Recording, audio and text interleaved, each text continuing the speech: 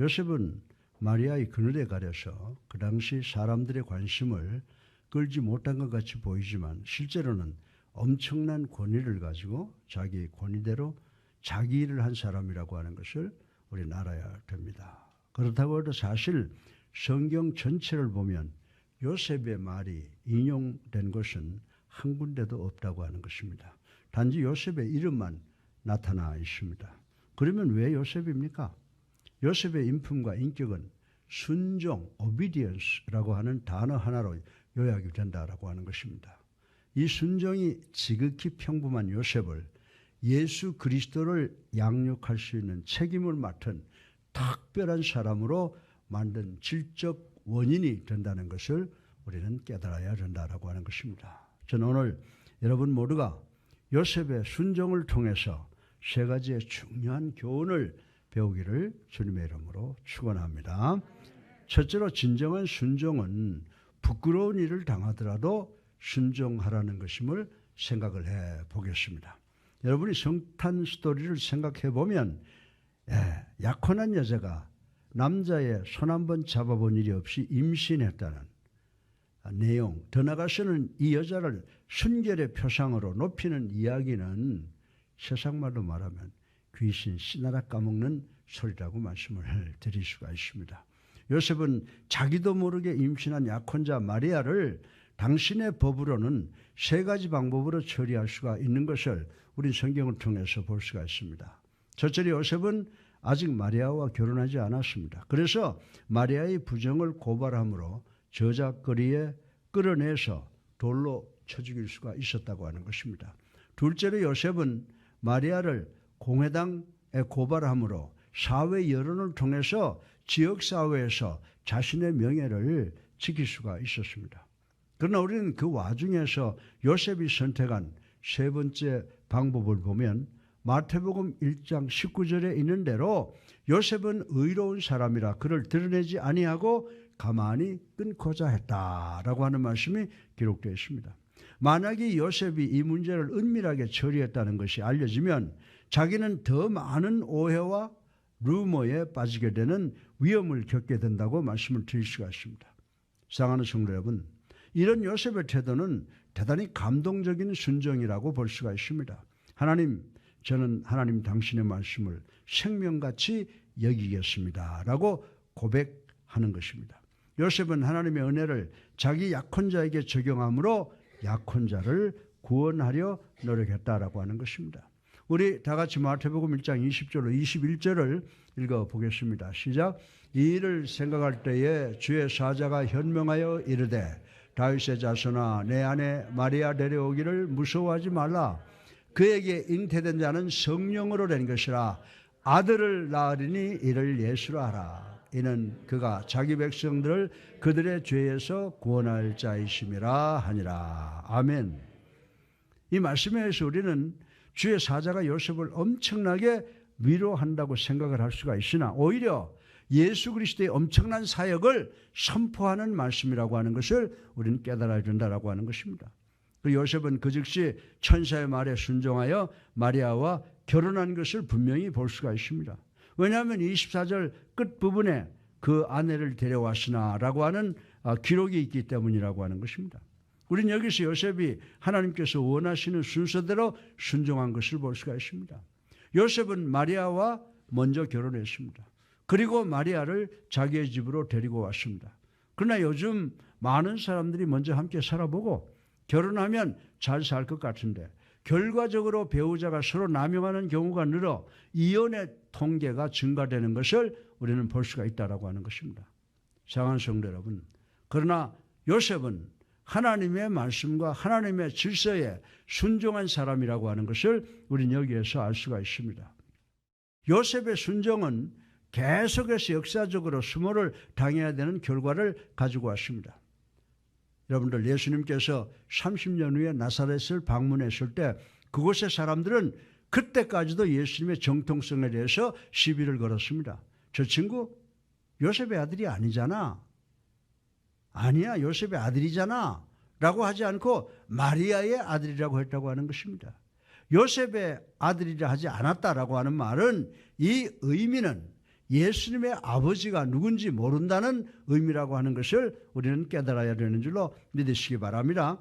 그러나 요셉은 역사 속에서 오늘 우리가 사는 세상까지 수모와 부끄러움을 당함에도 불구하고 하나님께 순종했으므로 예수님의 육신의 아버지가 될 수 있었음을 명심하시고 우리 모두도 끝까지 하나님께 순종하여 결국은 축복받는 성도님들 되시기를 주님의 이름으로 축원합니다.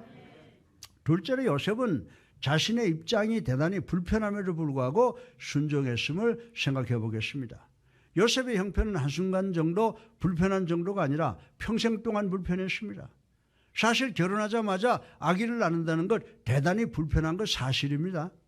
일찍부터 아기를 갖는다는 것은 젊은 부부가 살아가는데 부담이 가중된다고 생각할 수가 있습니다. 저도 제 친구들은 결혼도 하기 전에 그들보다 먼저 결혼을 해서 아들 성호를 갖고 보니까 지금은 듬직한 아들이 있어서 좋은데 그때는 족쇄를 채워놓은 것 같은 불편한 생각을 가졌던 것이 있었던 걸 솔직히 말씀을 드립니다. 나사렛에서 베들레헴까지의 거리는 장장 144km입니다. 그런데 요셉은 언제 출산할지 모르는 부인을 나귀에 태우고 여행을 했는데 이 여행은 대단히 불편한 것이었습니다. 거기에다가 몇 번이나 여행 스케줄을 수정해야 되므로 요셉의 여행 계획을 불편하게 했습니다. 여러분이 이런 형편이라면 여러분도 불편하고 짜증스럽고 실망스러울 것입니다. 그런데 요셉과 마리아는 자신들이 어려운 여행을 하면서 몇 번씩이나 여행 계획을 수정했어야 했습니다. 마태복음 2장 13절에 보면요, 주의 사자가 요셉에게 이르되 헤롯이 아기를 찾아 죽이려 하니 일어나 아기와 그 어머니를 데리고 애굽으로 피하여 내가 내게 이르기까지 거기 있으라 하시니 라고 하는 말씀이 기록되어 있습니다.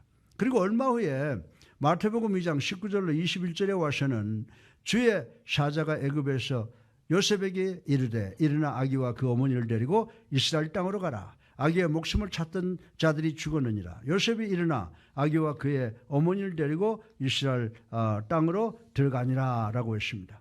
여러분 우리 다 같이 22절 한번 읽어보십시다. 22절 시작. 그러나 아켈라오가 그의 아버지가 헤롯을 이어 유대의 임금됨을 듣고 거기로 가기를 무서워하더니 꿈에 지시하심을 받아 갈릴리 지방으로 떠나가. 아멘. 요셉과 마리아가 3번씩이나 자신들의 여행 계획을 수정하는 예를 우리는 말씀을 통해서 볼 수가 있는 것입니다. 여러분들 갈릴리는 나사렛을 말합니다. 나사렛은 요셉이 정말 가고 싶은 곳이 아니었습니다. 왜냐하면 요셉이 그곳에 가면 그동안 들었던 루머를 또다시 듣게 되기 때문입니다. 요셉은 이 꿈을 믿어야 되는가 아니면 그냥 넘겨버릴 것인가 대단한 불편함을 겪어야 했을 것입니다. 만약에 이 꿈의 현실이 한밤중에 가족을 깨어 다시 또 도피하게 하는가라는 생각만 해도 대단히 불편했을 것이라고 말씀을 드릴 수가 있습니다. 요셉은 하나님 정말 걱정이 없겠습니까? 제가 주님의 사자의 말씀에 순종해서 우리 여행 계획을 변경해도 괜찮겠습니까?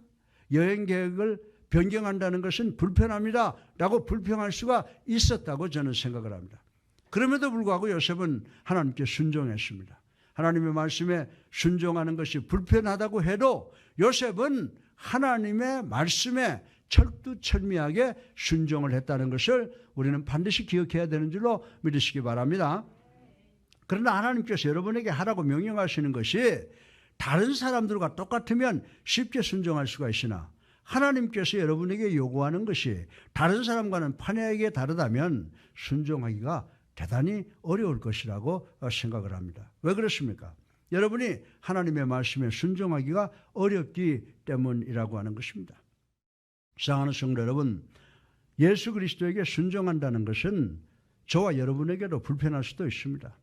비바람이 치고 폭설이 내리고 천둥번개가 친다는 일기예보를 듣고도 몸이 불편해도 가정과 직장과 사업에 그리고 살아가면서 우환이 닥쳐와도 우리는 교회에 와야 하고 사람과 하나님을 섬기는데 최선을 다해야 되는 줄로 믿으시기 바랍니다. 그러나 우리가 주님께 순종한다면 여러 가지 어려운 일들이 일어날 것을 예상을 해야 된다는 것입니다. 하나님께 순종하려면 요셉에게 일어났던 불편한 일들이 우리에게도 일어날 수 있다는 사실을 우리는 깨달아야 되는 줄로 믿으시기를 주님의 이름으로 축원합니다.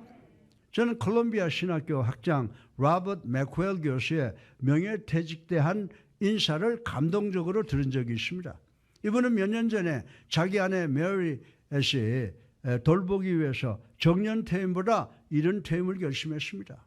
이분의 부인은 얼마 전까지만 해도 명석하고 아름다운 여인이었는데 불쌍하게도 몇 년 전부터 치매를 앓게 되었습니다. 이 학장님은 지나간 몇 달 동안에 메리엣, 내 아내는 나와 함께 있으면 행복한 것 같았는데 내가 없으면 불행한 것 같았습니다. 더 나아가서 내 아내가 혼자 있을 때는 마치 버려진 것 같은 공포를 느끼는 듯 했습니다. 더 나아가서 나에게 올 수 없을 때는 죽을 것 같다고 했습니다. 나는 내 아내와 항상 함께 있어야 된다고 느꼈습니다. 그래서 저는 이른 퇴임을 결심을 했습니다. 이 결심은 내가 결혼식 때 늙어 병들고 죽음이 가나나올 때까지 함께 하겠다는 서약 때문이 아닙니다. 그러나 나는 약속을 지키는 사람입니다. 저는 약속보다 더 중요한 것이 있다고 생각합니다. 그것은 공평과 의무라고 생각합니다. 내 아내는 오늘의 내가 있도록 40년을 희생해 주었습니다. 따라서 내가 40년을 돌이켜보면 나는 내 아내 메리엣에게 큰 빚을 졌다고 생각합니다. 그래서 나는 이 결심을 한 것입니다. 내가 이른 퇴임을 결심한 것은 병든 아내를 지극히 사랑하기 때문입니다. 내 아내는 훌륭하고 아름다운 여인입니다. 이 훌륭한 여인을 돌본다는 것은 제게는 큰 기쁨이요 영광이 되기 때문입니다. 그리고 내가 할 수 있는 일 중에 아주 쉬운 일이기 때문입니다. 라고 하는 인사를 했습니다. 사랑하는 성도 여러분, 여러분이 불편에 의해서 정복되지 않으면 여러분은 순종에 여러분의 초점을 맞출 수가 없습니다. 하나님에 대한 순종은 엄청난 성취, 즉 결과를 가지고 오실 줄로 믿으시고 하나님께 순종하여 하나님께서 계시는 곳, 곧 천국의 소망과 평화의 엄청난 축복을 소유하시는 여러분 되시기를 주님의 이름으로 축원합니다. 세 번째로 마지막으로 여러분이 하나님의 일을 하려면 이해가 되지 않을 때도 순종이 있어야 함을 생각해 보겠습니다. 여러분이 순결하다고 생각하면 여러분은 순결에 대한 질문, 즉 시비를 꼭 당하게 된다고 하는 것입니다. 요셉이 꿈을 꾼 후에 오래 기다린다는 것은 이해가 되질 않습니다. 요셉이 마리아와 지킨 순결을 한번 생각해 보시기 바랍니다. 우리 다 같이 마태복음 1장 24절로 25절을 읽어보겠습니다. 시작. 요셉이 잠에서 깨어 일어나 주의 사자의 분부대로 행하여 그의 아내를 데려왔으나 아들을 낳기까지는 동침하지 아니하더니 나음의 이름을 예수라 하니라. 아멘. 요셉에 관한 이 말씀을 인간적으로 생각하면 도저히 이해가 되질 않습니다. 현대인들 같으면 결혼하고 나면 남자와 여자가 함께하는 것은 특권이라고 생각하고 그 즉시 합방을 할 것이라고 하는 걸 우리 잘 알고 있습니다. 그러나 요셉은 몇 달 동안 고통스러운 밤을 보냈다라고 하는 것입니다. 여러분은 특별한 경우니까 그렇지 뭐라고 생각할 수가 있습니다.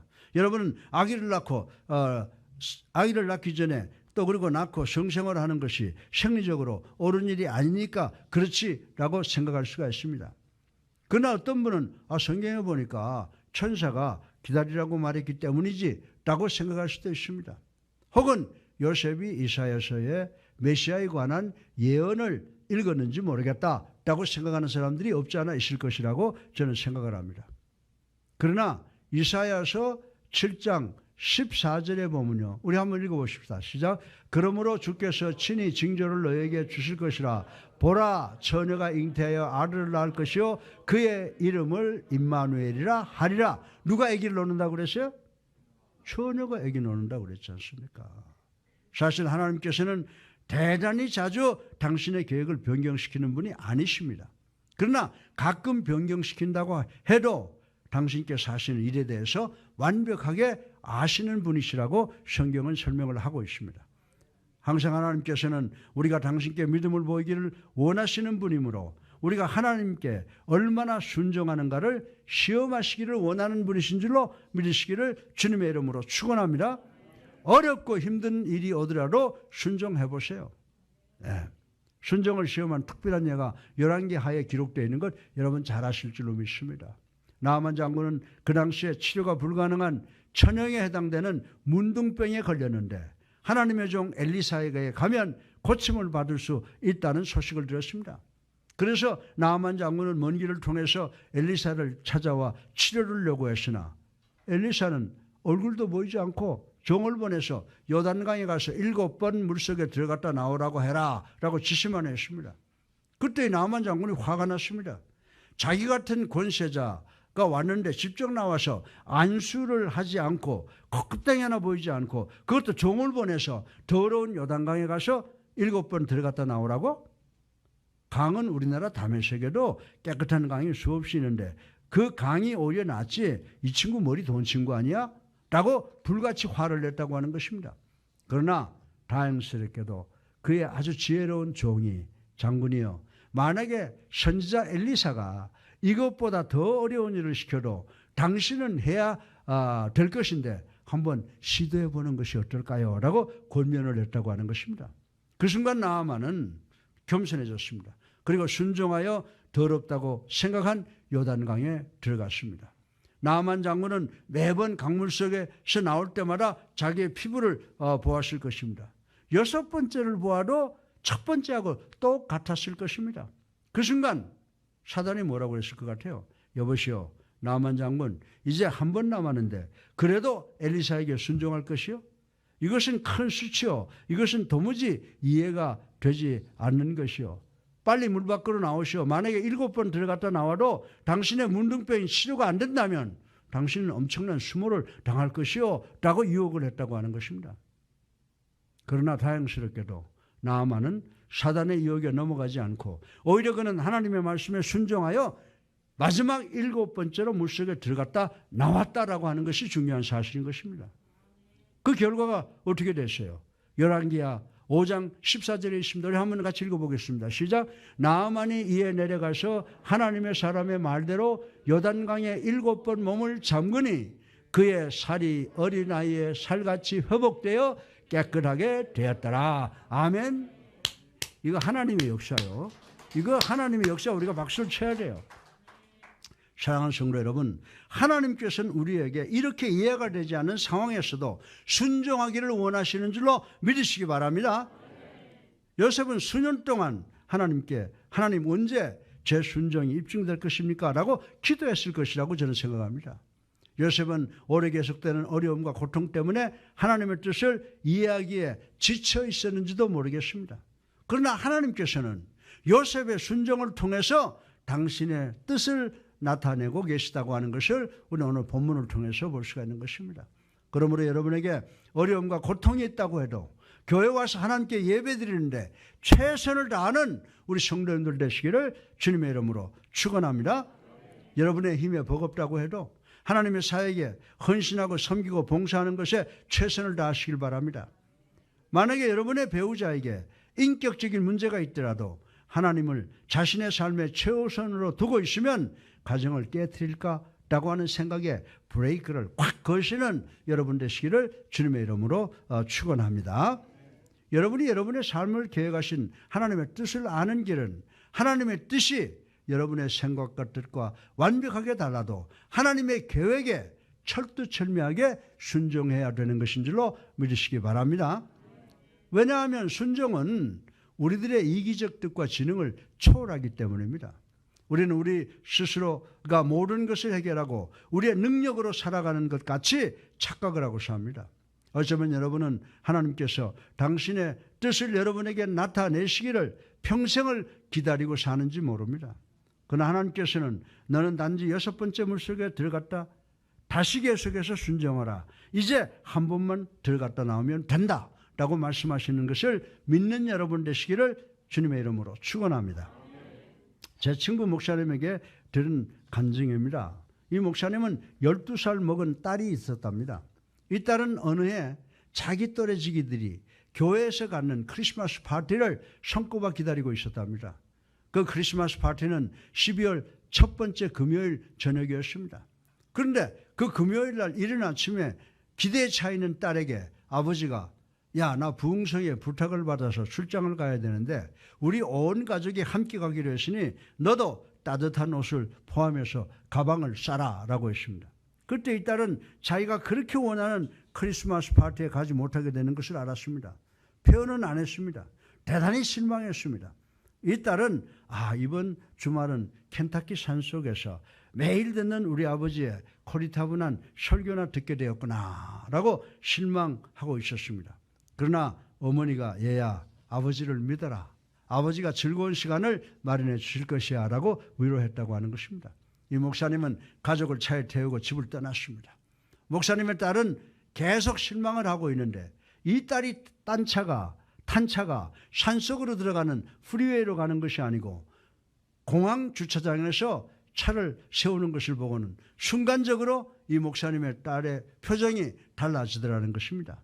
그런데 이 목사님은 딸에게 아빠는 3개월 전에 이번 주말과 주일에 뉴욕에서 집회를 하기로 초청을 받고 혹시 내가 가고 싶어 할까 봐 티켓을 하나 예매했거든. 너도 아빠와 함께 갈래? 남아서 너 크리스마스 파티에 갈래? 라고 물었습니다. 그 순간 딸의 표정이 확 달라지면서 아빠, 나 아빠 따라갈래요? 라고 하더라는 것입니다. 이 목사님은 뉴욕에 계시는 중에 빈 시간을 이용해서 가족과 함께 시간을 보냈다고 하는 것입니다. 영어를 할 줄 모르는 택시를 타고 즐거워했답니다. 락펠러 센터 앞에 크리스마스 세계적인 추리 앞에서 사진을 찍었습니다. 지하철을 탔습니다. 그날 저녁 이 목사님은 자기 딸이 친구한테 전화해서 자기는 지금 켄타키 산골짜기에서 아버지의 고리타분한 설교나 들으면서 주말을 보낼 줄 알았는데 뉴욕에서 즐기는 그런 땡을 잡았다라고 하는 이야기를 하는 것을 들었다고 합니다. 사랑하는 성도 여러분, 이 목사님은 딸이 친구들과 하는 대화를 듣고 딸이 이번 여행을 만족해하는 것을 알게 되었다라고 말씀을 했습니다. 지난 금요일 아침에 자기가 딸에게 우리 집회에 가야 한다고 했을 때 자기 딸은 오늘 크리스마스 파티가 있으므로 자기는 아무 데도 안 갑니다 라고 떼를 쓰지 않았다고 하는 것입니다. 자기 딸은 내가 어디를 가든지 자기로 가야 되고 그 여행은 자기에게도 큰 사명이 있음을 아는 크리스찬 딸이었다라고 이렇게 말을 했다고 하는 것입니다. 사랑하는 성도 여러분, 순종은 언제나 희생하는 것으로만 생각되어질 것입니다.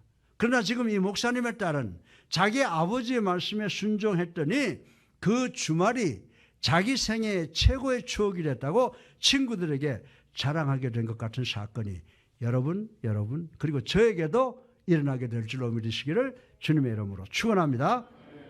이 목사님은 자기 딸에게 너는 크리스마스 파티에 참석 못한다 라고 했지만 이 목사님은 자기 딸에게 자신의 삶 속에서 지울 수 없는 최고의 추억을 준비해 주셨다고 하는 것입니다.